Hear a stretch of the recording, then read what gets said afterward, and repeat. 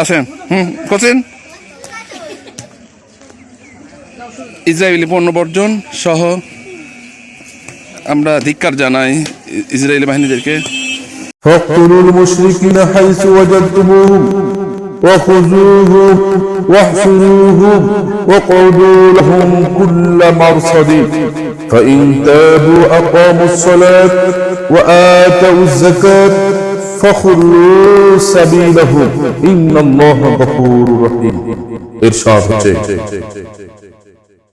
তোমরা মসজিদদের অবরোধ করবে এবং তাদের ধরার জন্য তোমরা প্রতিঘাতীয় ওঁট পেতে থাকবে।